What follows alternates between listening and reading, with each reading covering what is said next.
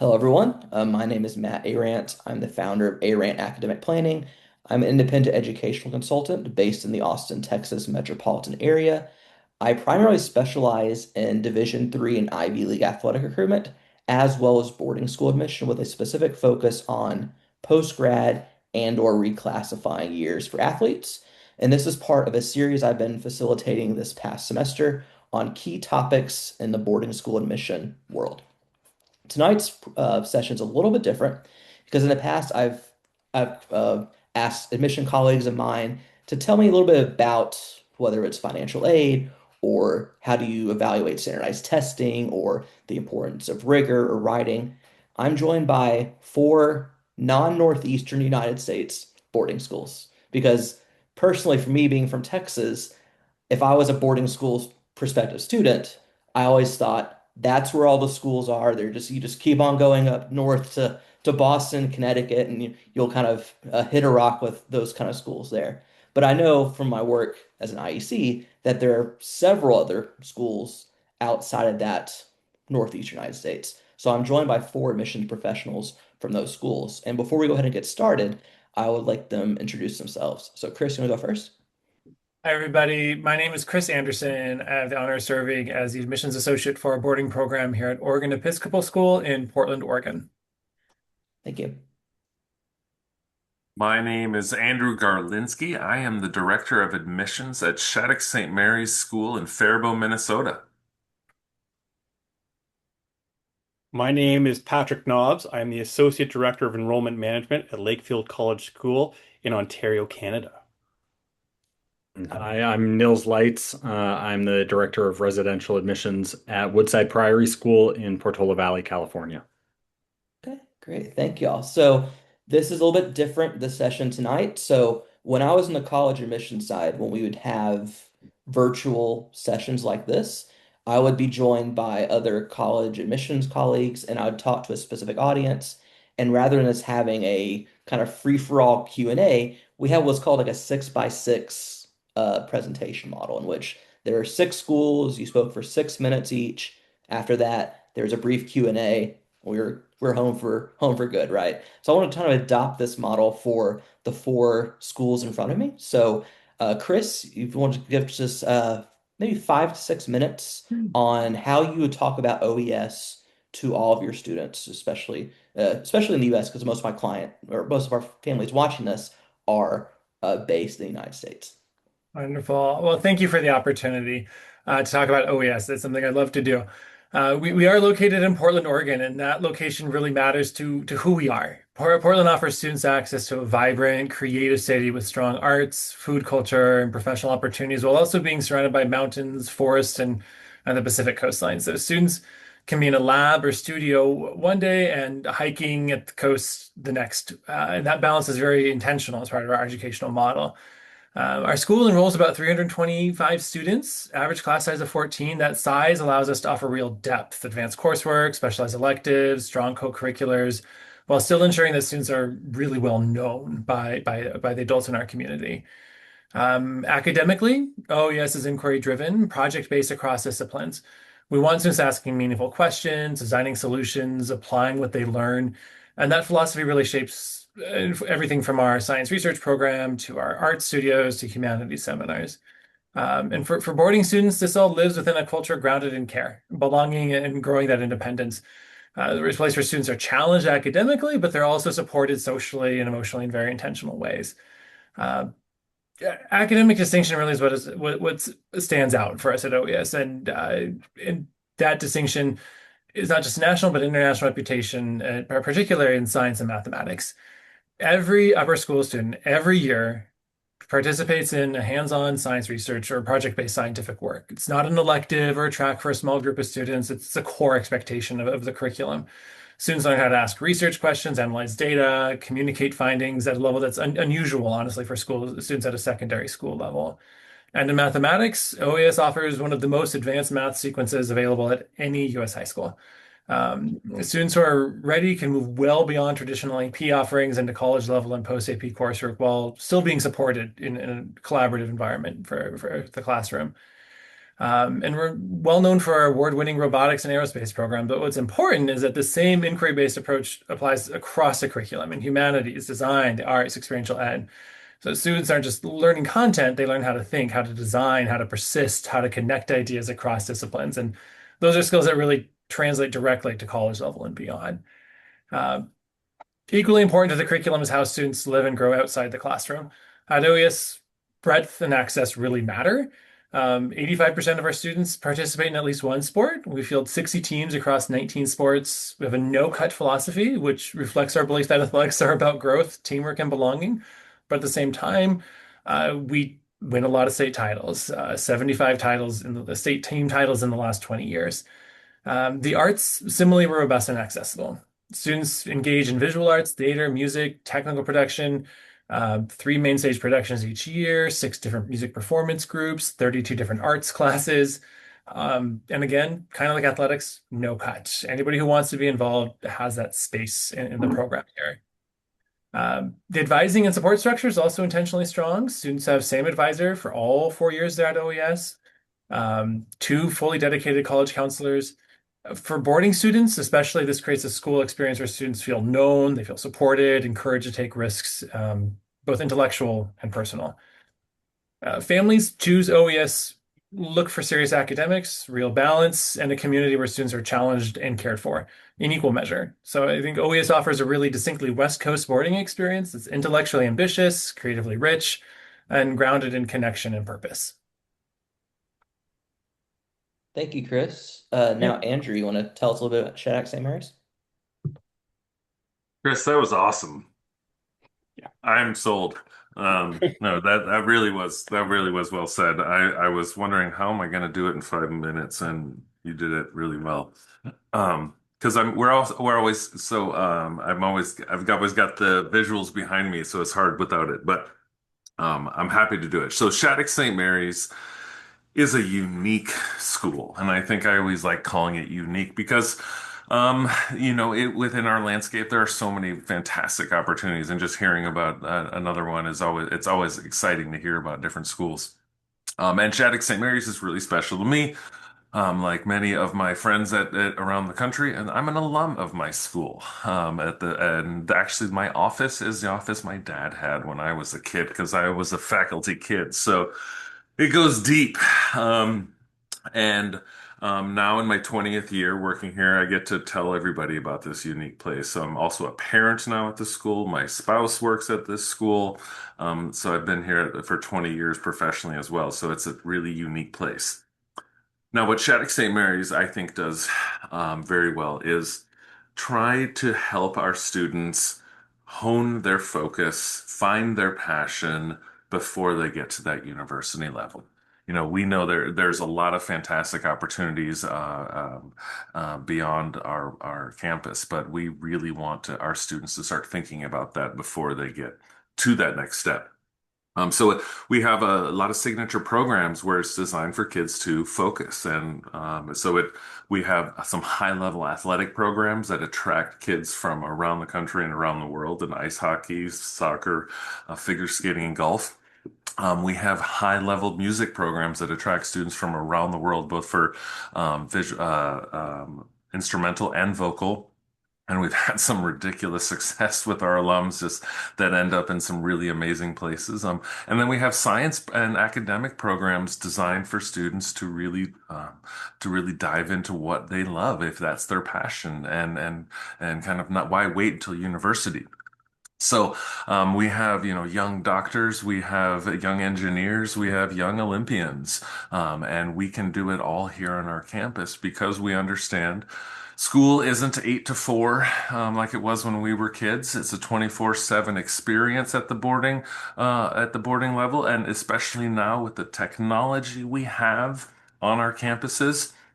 Our students can do amazing things all the time, not just sitting in a classroom. We talk a lot about skills and experience at Shattuck St. Mary's because, admittedly, knowledge is a little bit easier to attain than it was in the old days. So We want our students having experiences outside of the classroom. We want them learning skills like such as collaboration and communication. These are skills that weren't heralded as much when we were kids. So, what Shattuck-St. Mary's really does for a lot of students is helps as a catalyst. We'd like to think of ourselves as accelerating or changing that student, that giving them that extra boost, that extra something to get to the higher ed level.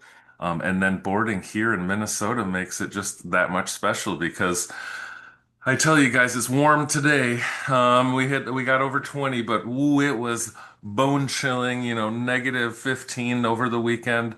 And the snow is piled high, and there's something special about having that experience in the frozen tundras here in Minnesota. But that we it's who we are, and it's a fantastic experience. Thank you, Andrew. And Patrick, I think I attributed a silent K to your last name when I put this on the sheet. So, That's Niels, okay. do you want to go next, please? Sure. That way I don't have to do cleanup. So Priory, so Woodside Priory School, Priory, we are the only boarding school in Silicon Valley. Now, that being said, I think in a lot of ways we are a Silicon Valley school for a non-Silicon Valley mindset. We were founded in 1957, so we predate all those tech companies that are, 10 minutes away. And I think if there's one thing you take away about Priory, it's really the broad sense of balance that we try to offer our students. Obviously you have full access to an academically rigorous curriculum. You have access to really world-class tech companies, but just business writ large in the Bay Area. And when we think about balance, right, we think about offering students academic rigor, offering them great outcomes, offering them extracurricular activities, and the opportunities to really uh, dive deep into multiple areas, whether it's drama, sports, robotics. And we have a third pillar of just being a teenager. We want you to have time to sit on the couch and hang out with your friends. We want you to, chat or play video games or go down to the gym and play basketball or just veg out, scroll if you need to. Um, because that's also an important part of your education, right? That's part of growing. And so we try to give students really a great foundation to build on, obviously getting into college, but then being in college, and then more importantly, being an adult, because that's when they'll spend most of their lives. Now, our model, I think, works, right? We are a small school, 300 total students in the high school, which means we graduate around 75 students every year. And every year, three or four of our students will go to Stanford, three or four will go to Berkeley, three or four will go to Cornell.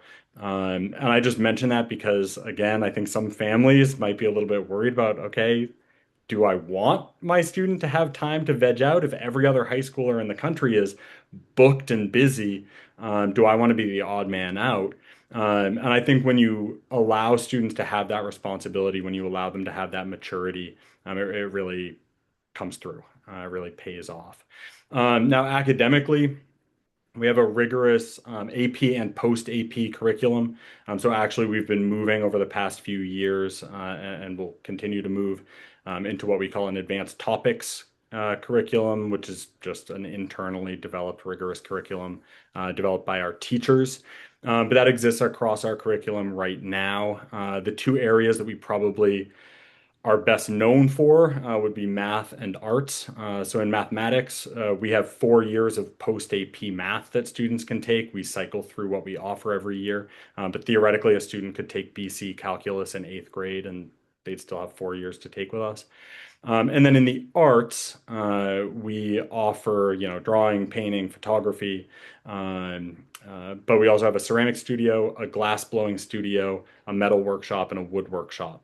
So a lot of opportunities for students to get creative. With our breadth of curriculum, we do have a pretty broad set of requirements as well. Philosophically, you can offer as much breadth as you want, but if students aren't taking advantage of it, you might as well not have it. At least that's what we think. So all students are required to take visual arts. They're all required to get involved in some way with performing arts before they graduate. But similarly, they all have to take computer science classes. Everybody has to play at least 2 seasons of a sport. We do also have a 3-year theology requirement. So we're a Catholic school. Um, right now it's about 20% Catholic, so majority non-Catholic Catholic school. But we do have this 3-year theology requirement. Again, we're really trying to build a foundation for students to get to know themselves. So actually, a lot of our theology classes are more geared towards philosophy and ethics. There's even some psychology classes, some classes on AI that fulfill that requirement, kind of thinking a little bit differently. But in ninth grade, we require all students to take a class called Basic Beliefs and Values. It's not really a standard theology class. It's just about what do you believe? Why do you believe it? Is it different from what your parents believe? Is it similar to what they believe? Is it different from what your friends believe? Why do you believe it? How firmly do you believe it? And really, I think gives students a pretty good understanding of themselves before they start either taking more traditional theology classes or philosophy and ethics classes.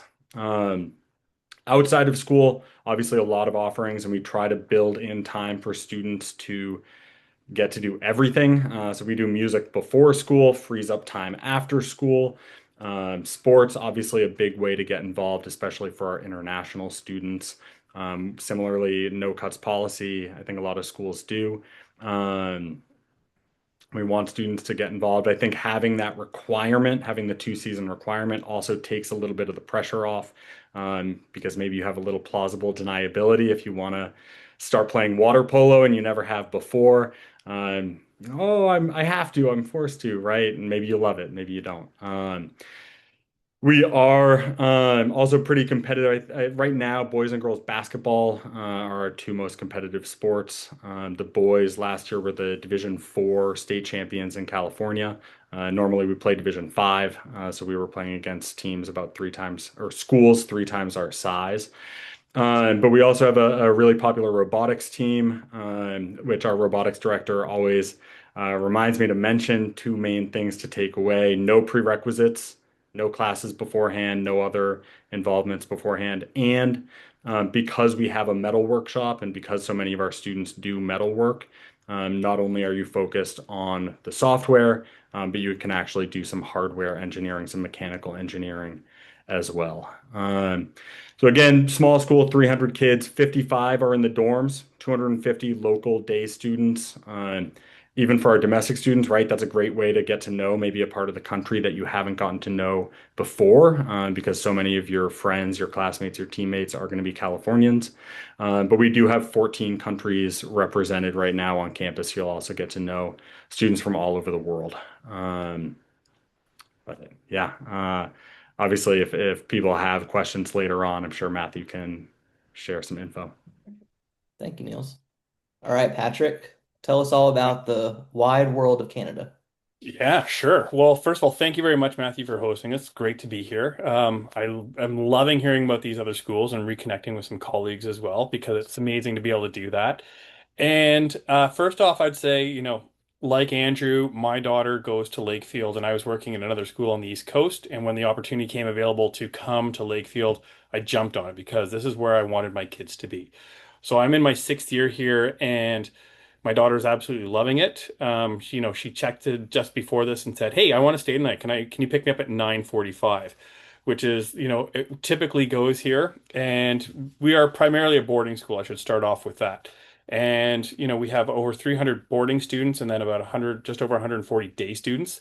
And we do a really great job of integrating them. And I think probably what differentiates us from, all other schools is that we're kind of like a summer camp and a great academic school combined. And, I think lots of students go to summer camps, they have great experiences there, and that feel of the community on the campus here really speaks to that.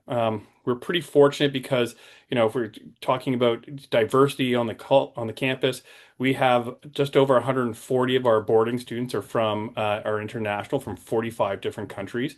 And we are also really conscious. So we don't have a large number of students from any one particular country. We would never go sort of above, like 10% in any grade. So we're really conscious of that because we want to have that nice mix. And so I think, for students in the US who are looking for a really great experience and their parents are also conscious of the price of things, just remember that the Canadian dollar is not as strong as the US dollar, which is always a nice thing to think of. Um, but I think going back to that community piece, there's a few things that we do that really, I think, make the difference. And so in our core values, they help us make our major decisions and things like that. We have two that really stand out. And first is the development of the whole person, and the second is the inclusive, caring community. And I think, when you walk onto the campus here, and we have lots of students who come from the US who walk on the campus and they just feel like, yes, this is home. And I think when any student is looking for a school, I never say like you need to come to Lakefield. I actually had a parent say to me just about a week ago, say, "You're not trying to sell me on the school, are you?" And I'm like, "Absolutely not. I'm here to help you in this journey, and you need to find the school that's the right fit for you, your family, and your child. And if we're the right fit, great. If we're not, that's okay too. I'm just here to provide you the information you're looking for." The other thing that I would say as well that I really like about the school is that during the pandemic they added joy to the core values, and I think that really makes a big difference because I think it's important. And that's also part of the development of the whole person. And we're in the process of building two new big builds. And one is a brand new dining hall because when I started 6 years ago, we were 357 students and now we're 444. So we've had some good growth. We've opened two new boarding houses since I started here. We're opening a new dining hall that'll seat 600, where our last one only did 300.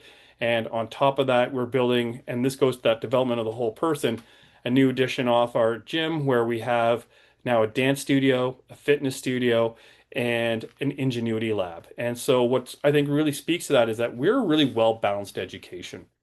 And we want students to try all kinds of different things.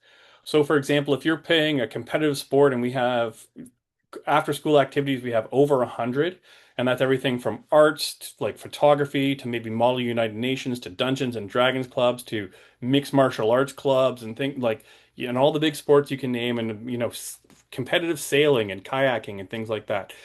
Um, but I think that speaks to the fact that we are the school that wants you to try things. So after school on Tuesdays, Wednesdays, and Fridays, you're doing your competitive sport, or maybe you're in the play or the musical or whatever it is.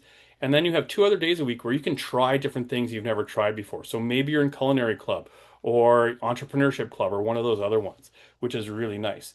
And the other thing I think that really sets us apart is we spent about 2.5 years looking at the schedule for our kids. And it's kind of hard to describe, as Andrew said, without the sort of the visuals that you normally have. But what it is that we divide the year into 8 modules. And over that, you're going to have math 4 times, you're going to have English 4 times, science 4 times, all those subjects 4 times. But they're spaced out. So you're only focusing on 4 subjects at a time for about a month. And then in the actual school day, you only have 3 classes with a big break. And I think sometimes when I think about my own education, I was like, I'd come out of a calculus class or a chemistry class and be like, oh, that was a lot. And we have good breaks in between those before you go to your next class. So the first break is almost an hour, and then you have lunch for an hour and a half. But in there, we've got what we call win time, which stands for what I need. So maybe you need to go hang with your friends. Maybe you need to run around outside. Maybe you need to go see your teachers. All your teachers are available during that time. And I think the thing that I would say about Lakefield, going back to what I started with, is that it's community, and you're really well known here. And I think the best example I can give is my daughter when she started in grade 9, the cross country coach, basically telling her to run through the woods as fast as she can, summed her up perfectly in his opening comment of her report card in the first term. He said, underneath her warm smile and witty sense of humor is the cold-blooded heart of a long-distance runner. And I think those relationships really make the difference because those teachers who know you the best get the best out of you. And they know what you're feeling when you walk in that morning and what kind of day you have. And they know when to push you out of your comfort zone. And they know also when you need that support. And I think that makes all the difference. Great. Thank you all for those, I think, four very distinct schools geographically as well as program offerings, but there are still some common threads that we've seen throughout the four today. So I just have a couple of general questions before we kind of log off. So when I was working on the college side at Franklin and Marshall, kind of your quintessential Northeastern liberal arts college, I had the reverse effect in which I was recruiting students exclusively outside of I-95 corridor. Like I was down south, I did some in the Midwest, did some out in the Mountain West. And to be honest, there wasn't a whole lot of instantaneous brand name recognition of F&M compared to if I was doing recruitment in Philadelphia or New York or DC.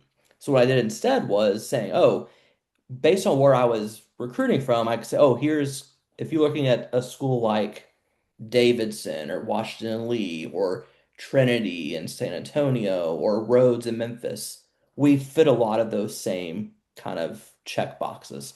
So I was wondering for y'all, how would you respond to that question from a family that's maybe in Fairfield County, Connecticut, or Long Island or Metro Boston that aren't as dead set on staying close to home for their boarding school, but they still want some sort of kind of geographic framework to consider on their search. Does that make sense? I know it's a lot to unpack there, but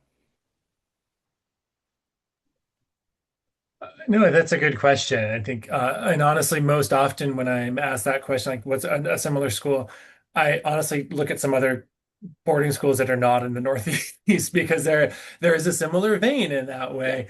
But specific to your question, I would say a couple of schools that kind of, I don't think this is an exhaustive list necessarily, but schools that might have a similar vibe.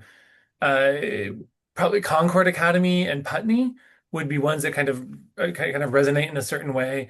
Places where kind of inquiry, independence, depth of and depth really matter more than that kind of competition. Although I think OES may be a little bit different, and I think the focus on the research program, the West Coast sense of balance, and honestly the urban location, the opportunity to be located in a city are some areas where that maybe are a little bit different.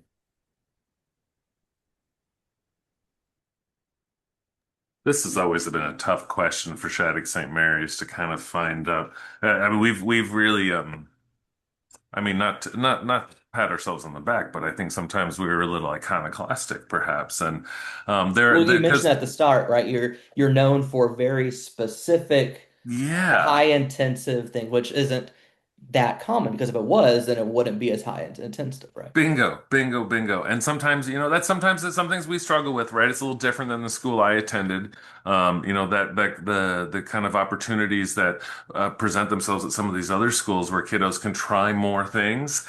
Uh, Sometimes we're not that kind of environment. We're for that environment for the kid who's kind of trying to try fewer things because they know what they really want to do. And so that doesn't work for everybody, right?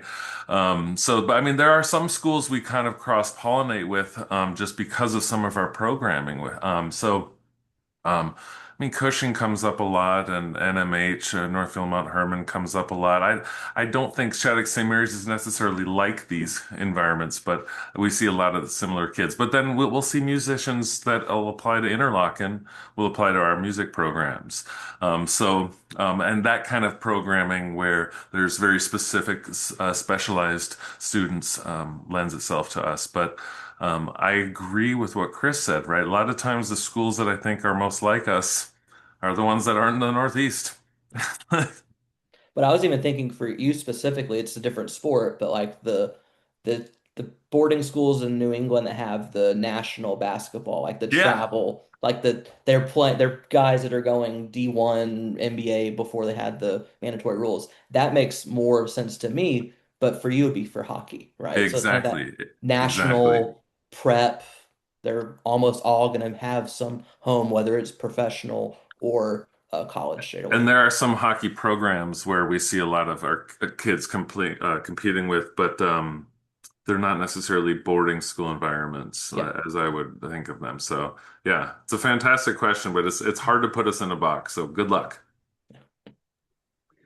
So I'll also echo Chris. I think there is a sort of a West Coast sensibility. And I say that, so I'm from Boston. And actually before I moved out to California, I was doing admissions at Northeastern University. So I also recruited in parts of New England. And I think in trying to think about this question, I mean, obviously, so take with a grain of salt, right? Because this is always sort of uh, uh, an outsider looking in, I guess, right? But vibes wise, when I started working at Priory, it really reminded me of some of the schools out in the Berkshires, Berkshire School, NMH, maybe a little bit more laid back than some of the more traditional New England boarding schools, a little more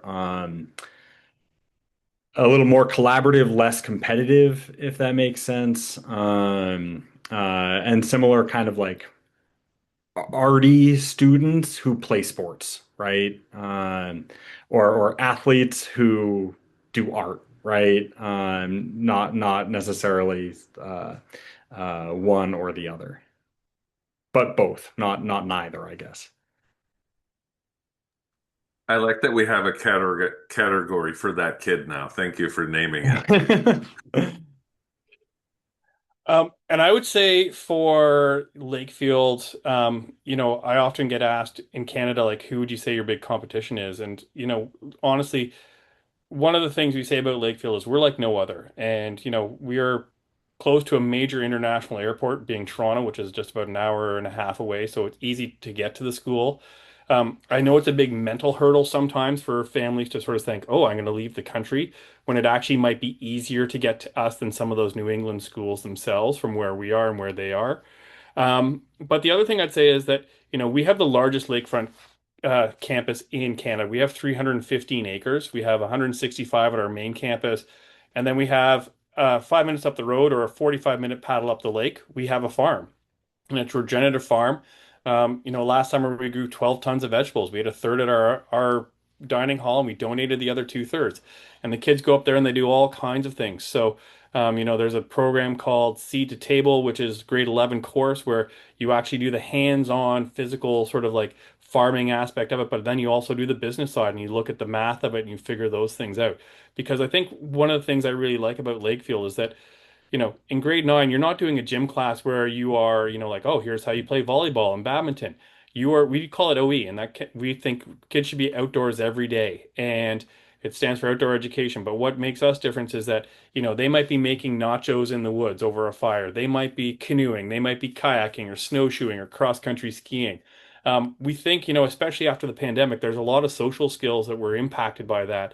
And by having those kids outside and doing things interactively is great. And I think, that authentic hands-on learning that we do all the time in all of our classes makes us stand out. And I saw a chemistry or calculus class the other day, and, the teacher put a question on the board and said, get yourselves into groups and see what you can figure out. And then after about 20 minutes, he said, okay, what did you guys come up with? How did you approach this? And I think, it's a way more interactive way of learning for the students, as opposed to having somebody standing up at the front of the class and being like, here's how you solve this question. And so I think for us, we are the last 2 summers, we've held AI conferences for schools across Canada. We've had over 100 people each time coming because we're a leader in that.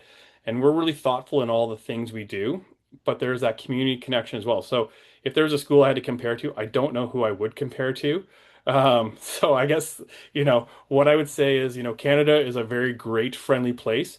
If you're thinking about like Andrew's school, St. Mary's, it's like we have similar weather there. I think people think Canada, you automatically jump like 30 degrees colder and it's like way harsher. There's parts of the US that are further north than parts of Canada as well, in New England, for example. So I think, weather-wise, we are very similar. We have students who come from the Middle East, from the Caribbean, from very hot countries.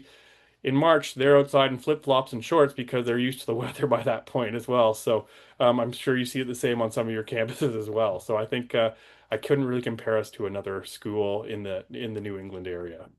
Well, in that case, you mentioned kind of the mental hurdles that families sometimes have to jump through when they're looking outside of the country, right? Even though it's a bordering. You're not going transatlantic or anything like that. It's an easier commute than a lot of your international students, right? So for you, Patrick, how do you market Canada or Lakefield specifically to those families that makes them kind of feel, oh, it's another country, but it's really not a huge leap of faith to think about going there Yeah. for my child's education.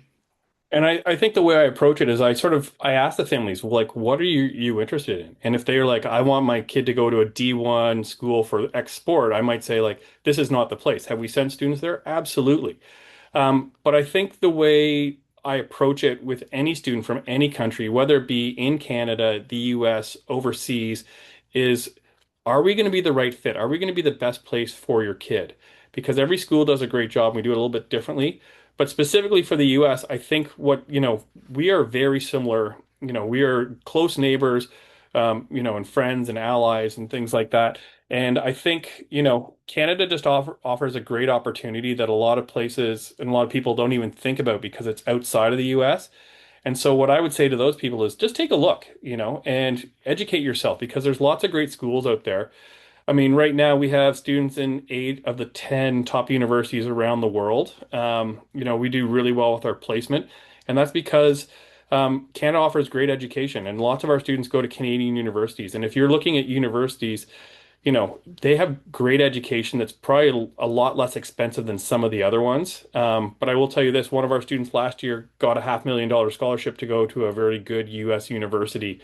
So our students are doing really well. So I think it all depends on the family and what they're looking for and their comfort level, because some families will say, absolutely no, I'm not leaving the US. And others are like, oh, okay, let's look and let's figure out what's the actual best for my child.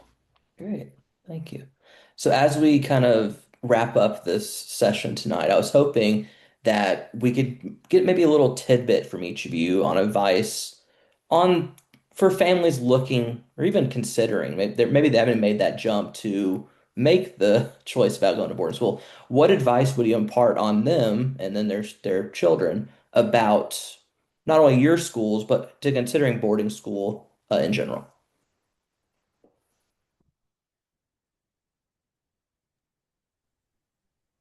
Oh, that's a tricky one because I think every family's reasons for going off to boarding school are different, and that's kind of the beauty of it. Um, I'd say honestly, and to that point, the beauty of it is um, when you're going off to boarding school, you have that flexibility and that opportunity to look in different places. And that liberates you to a degree. It's different than being a day student, right? Where you have very few options nearby, perhaps.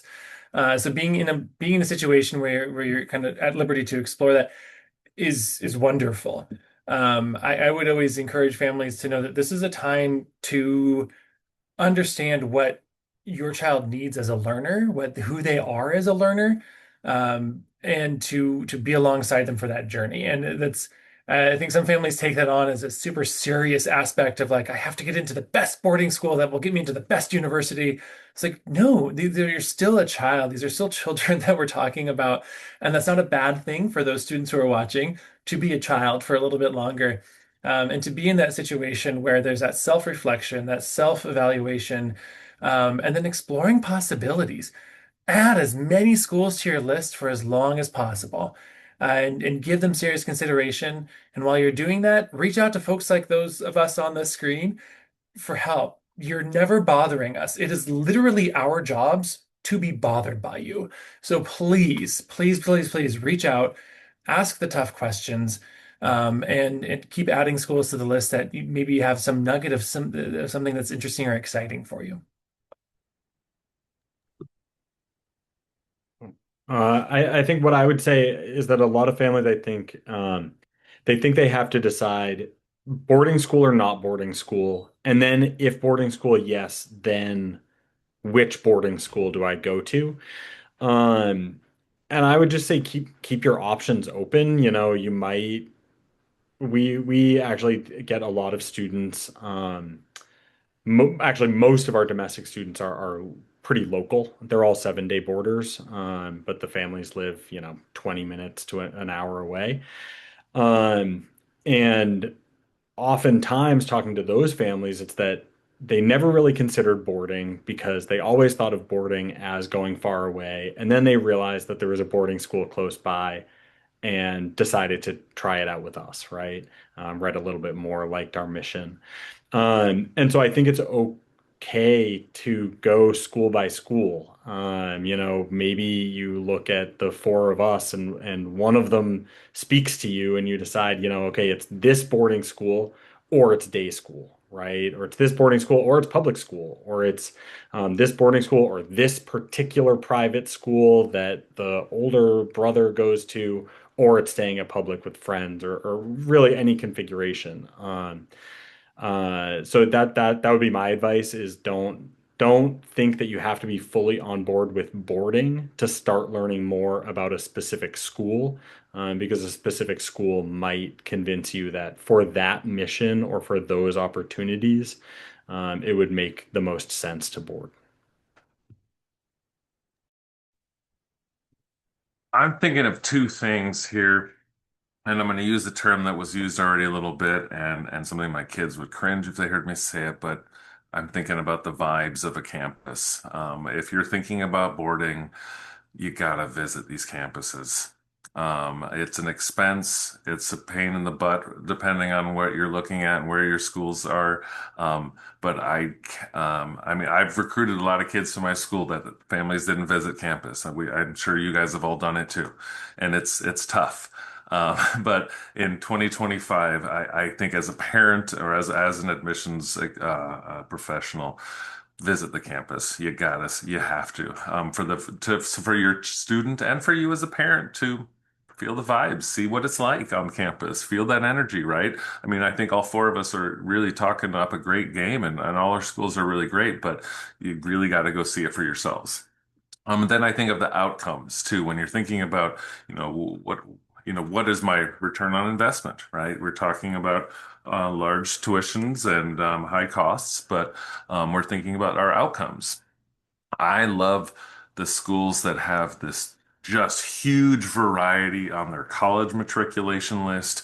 And also when, you go on their alumni pages and you see that the types of people that, that they're producing, the breadth of that, right? There are some schools that produce some really interesting,